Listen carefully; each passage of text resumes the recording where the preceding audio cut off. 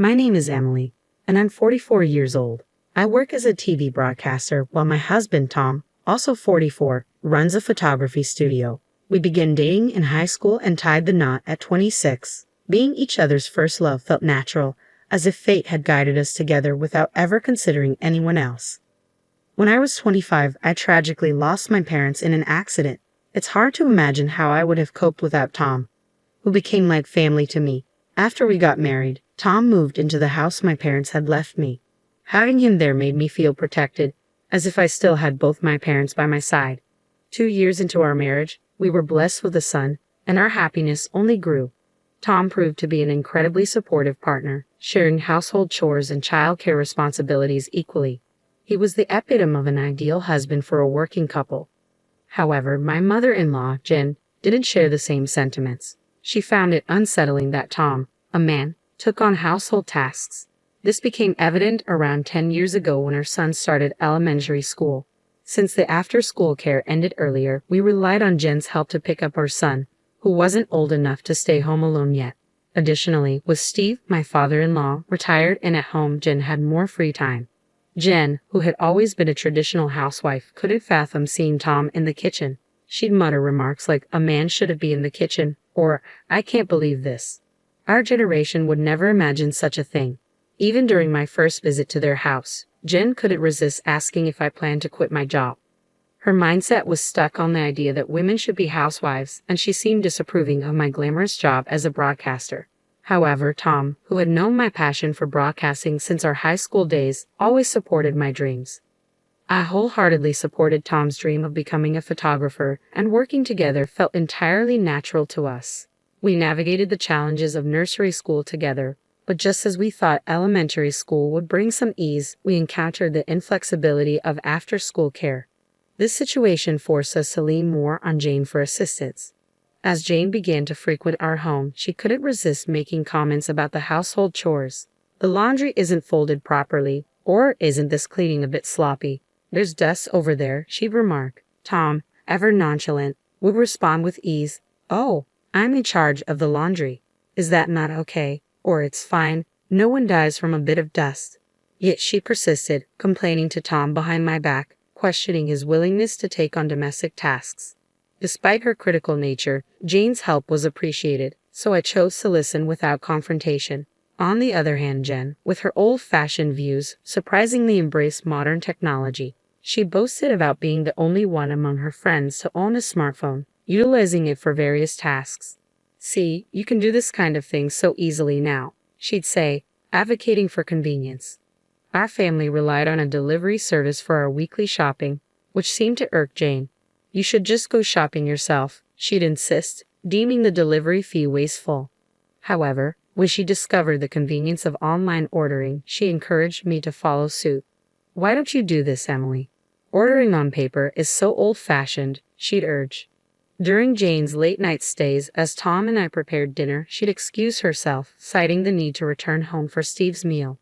"He won't eat if he's alone," she'd claim, leaving us to ponder Steve's inability to handle any household chores. "Tom, how is it that you, raised in such an environment, are so cooperative with household tasks?" she'd question, unable to comprehend his willingness to share responsibilities. I once asked Tom why he was so diligent with household chores, and he confided that his mom often complained about his dad's lack of help. Determined not to face similar grievances, Tom made a conscious decision to share the load when he got married, learning from his parents' negative example. Interestingly, Jan, Tom's mom, seemed to have a different perspective. She was irked by her husband's reluctance to do housework, yet found it amusing that her son willingly pitched in. It was perplexing to me, but I chalked it up to Jan's tendency to grumble, so I kept my distance.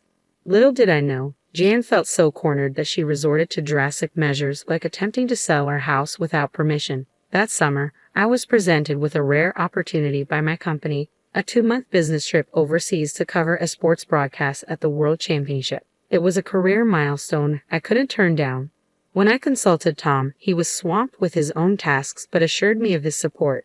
However, he expressed uncertainty about managing our son John on his own. Sensing my dilemma, Jan offered to step in. Despite my reservations based on past experiences, I had no other viable options, so I reluctantly entrusted John to her care. We contemplated having Tom and John stay with Tom's parents, but the logistics of commuting to school from there posed a challenge. Ultimately, Jen agreed to stay at our house during weekdays to oversee things. With everything arranged, I embarked on my business trip, successfully completing the sportscasting work and advancing my career, albeit exhausted and relieved upon my return to the U.S. As I arrived at my house on a weekday afternoon, lugging a heavy suitcase, I was met by Jane at the entrance. She seemed oddly eager, as if she had been waiting for me. Just as I was about to express my gratitude for her help in looking after the house during my absence, she dropped a bombshell. "This house sold for $300,000, of taking the full amount," she declared matter-of-factly. My tired mind struggled to process her words. "Our house sold?" I asked in disbelief. Jane's eyes sparkled with excitement as she confirmed, "Yes, this house." No, I mean, we don't own a house." Confusion clouded my thoughts as I tried to comprehend the situation. I insisted that we did indeed own the house, but Jane just laughed it off, accusing me of lying and claiming there was a registration certificate in my name. Feeling frustrated and getting nowhere in the conversation, I shifted gears, attempting to calm my racing heart. "Let's put that aside for a moment. Why are you selling it?" I asked, hoping for some clarity. Jane's response sent a shiver down my spine.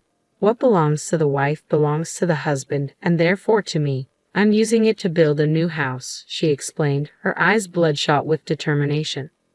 Suddenly, a sense of fear crept over me. A new house. For us. Tom and I. But why?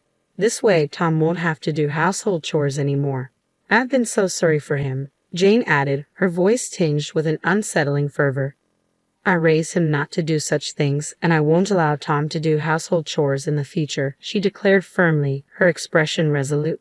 As I pieced together the story, it became clear that shortly after our marriage, when Tom was in the kitchen, she had instructed him to let me handle such tasks. Tom, however, had politely declined, stating, "No, this house is Emily's. I have to do at least this much." Unfortunately, she misconstrued his words, believing that Tom only helped with chores because he was living in my house. In her mind, Tom didn't actually want to do household chores. He preferred to focus on his work. The concept of a working couple sharing household responsibilities simply didn't register with her. Furthermore, I later discovered that after Steve's retirement, their financial situation became precarious. His pension fell short of expectations and finding reemployment proved challenging. Faced with insecurity about continuing to live in their rented apartment, they resorted to this unthinkable action. "No, this house isn't mine, and Tom thinks it's normal to do housework." I tried to interject, but Jen dismissed my words as lies, accusing me of interpreting things to suit myself. I knew I needed to gather more information before confronting her about her actions. "Where did you sell it?" I inquired, hoping to uncover the truth. "I sold it to AA Real Estate." They did an easy online assessment, and the sale went smoothly, she explained casually. It became evident that she had found a convenient online evaluation service and proceeded with the sale through them. The buyer was specifically looking for a house in our area, and they assured her that we wouldn't get such a high price anywhere else. Proudly, she proclaimed, "That's why you should be grateful. Selling a 20-year-old house for $300,000 is quite the feat, don't you think? I found a reputable real estate agent, didn't I?" Determined to verify her claims, I decided to research the real estate company online, hoping to uncover the truth. I attempted to reach them by phone, but my calls went unanswered. When I questioned Jane about whether she had visited the real estate company at the address provided, she simply replied, "No, I didn't go there. You don't need to do that nowadays." Frustrated by her lack of initiative, I insisted that she go to the address the next day, warning her that I wouldn't entertain further discussion otherwise. Reluctantly, she left. The following day, I received a distress call from Jane. Between sobs, she managed to convey, "It's not there. The real estate company doesn't exist at that address. There's only a dilapidated wooden house, seemingly uninhabited." Her admission left me dumbfounded, and I couldn't help but burst into laughter upon her return. Jane explained that in my absence, she had stumbled upon a house registration certificate in my name and mistakenly believed she could sell the house. She then engaged a real estate agent, who shamelessly assured her that even if she wasn't the owner, possessing the certificate was sufficient. "Some people pass away, after all," they callously remarked, requesting our family register and signature certificate. Naively trusting their assurances, Jane provided all the requested documents. When the agent found a buyer, they demanded a deposit, half of the commission fee. Without hesitation, Jane transferred $4,800, half of the $9,600 commission on the supposed $300,000 sale. I dialed the police to shed light on the situation, and soon, 2 officers arrived at our doorstep. They enlightened us about the prevalence of internet fraudsters posing as real estate agents, a scheme that has become increasingly common. These scammers offer free property valuations, demand official documents, introduce a supposed buyer, collect a fee, and vanish into thin air. With numerous vacant houses and the ability to fabricate addresses for document delivery, such frauds have proliferated. The officers delved into the matter, questioning Jane, who trembled under their scrutiny. "Let me clarify," one officer began. "The house deed you provided belongs to your daughter-in-law, correct?" Jane, realizing the gravity of her actions, faltered, admitting to her mistake. However, her attempt to deflect blame was swiftly countered by the officer's incredulous remark about the absurdity of selling someone else's property. Flushed with embarrassment, Jane hastily fabricated an excuse, claiming that I had requested the house to be appraised for sale. Turning to me for confirmation, the officer seemed to sense the truth in my denial. Sensing Jane's desperation, he admonished her, emphasizing the recklessness of her actions. The officer then questioned the authenticity of the deed registration she had submitted. When she admitted that it was the original document, his astonishment grew. He turned to me, seeking my decision on filing a theft report. I replied with a firm no. That document was invalid. In fact, the house had already been sold to someone else. The recent change in the law allowed us to proceed with the sale using only the registration identification information. Though I had inherited the deed from my parents, it turned out to be unnecessary for the sale. Unaware of this, Jane assumed I still held ownership of the house. Typically, real estate agents would handle or request a copy of the deed for verification. However, fraudsters operated differently, bypassing such procedures. In her embarrassment, Jane shot me a resentful look and muttered about the curse of selling one's parents' home, attributing it to people in flashy jobs. I met her gaze squarely and explained that it was Tom's decision. He needed a lump sum of money at the time. Jane's shock was palpable as she questioned why Tom would want such a thing. I disclosed that Tom had aspirations of starting his photography business but lacked sufficient funds. The house, our main asset, was sold to an acquaintance and we rented it back. As I recounted the entire story, Jane's demeanor shifted. Her shoulders slumped, and through tears, she murmured, "So Tom's success now is because of you selling the house, Emily." I could have affirmed her statement, but instead, I expressed my belief in spouses sticking together through thick and thin. "We're in this together," I assured her. At my words, Jane broke down, her tears flowing bitterly. "I wanted to work too," she sobbed. "My husband can't do anything, even now after his retirement. He does nothing. What has my life been for?" Her litany of complaints against Tom continued, leaving the police officer struggling to complete the report. Ultimately, the fraud report was filed, but even after 10 years, the culprits remained at large. It seemed unlikely that the money would ever be recovered. Following the incident, Steve became vigilant over Jane's actions, taking over all financial control and denying her access to money.